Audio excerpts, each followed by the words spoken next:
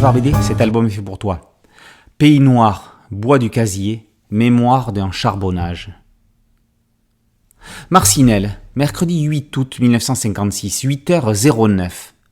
L'alarme du charbonnage du bois du casier résonne. Une épaisse colonne de fumée noire s'élève au-dessus du carreau de mine. Un incendie s'est déclaré au niveau 975. 975 mètres sous terre.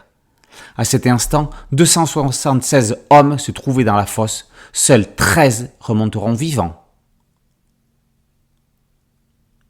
Le sujet de cet accident a déjà été traité, effectivement, mais pas de la façon dont Sergio Salma, le scénariste, qui plus est enfant de la région, nous le délivre ici.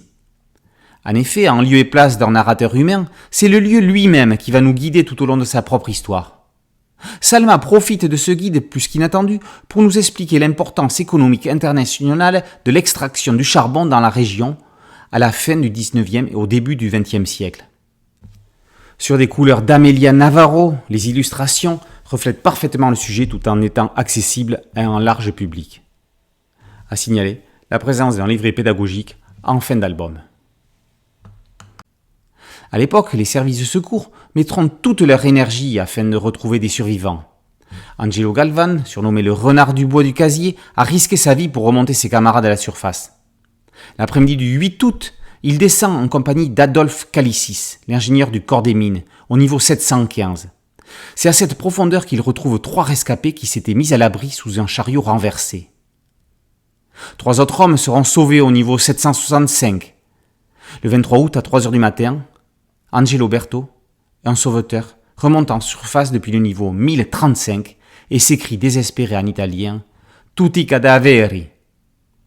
Le dernier corps ne sera remonté qu'en décembre 1957. En tout, l'accident aura fait 262 morts de 12 nationalités différentes, dont 136 Italiens et 95 Belges. Avec ce drame, l'opinion publique va découvrir les conditions de vie déplorables de l'immigration italienne. Logés dans les baraquements en bois abritant avant eux les prisonniers allemands ayant été libérés fin 1949. Cette catastrophe mettra un terme officiel aux accords charbon conclus entre la Belgique et l'Italie. La plus grande catastrophe minière de Belgique aura au moins permis la mise en place d'une réglementation plus stricte de la sécurité dans les mines. Les poursuites judiciaires, beaucoup d'attentes par rapport au procès qui devait être sur fond de lutte syndicale et de prise de conscience de la condition des ouvriers miniers, non seulement celui d'individus mais également celui d'un système. Il débuta le 6 mai 1959, en première instance devant la 7e chambre correctionnelle de Charleroi. Lors du verdict rendu le 1er octobre 1959, les 5 prévenus ont été acquittés. On parle alors de justice de classe. Le ministère public et les parties civiles interjetèrent un appel devant la cour d'appel de Bruxelles. Après une quarantaine d'audiences, en janvier 1961, la cour d'appel condamna le seul Adolphe Calicis à 6 mois de réclusion avec sursis, relaxant les autres prévenus. Pour avoir, par défaut de prévoyance ou de précaution, mais sans intention d'attenter à la personne d'autrui, involontairement causé la mort de 262 personnes et porté des coups ou fait de blessures à 6 autres. Les parties civiles se sont pourvues en cassation qui rendit son arrêt en février 62, cassant l'arrêt de la cour d'appel, l'affaire étant renvoyée devant la cour d'appel de Liège.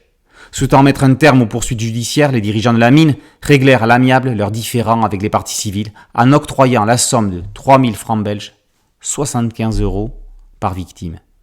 L'extraction du charbon prit fin au casier en décembre 1967. Pays noir, bois du casier, mémoire d'un charbonnage, par Salma et Navarro et paru aux éditions Kennes.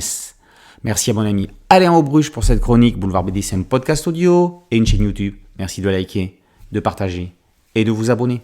À très bientôt sur Boulevard BD. Ciao.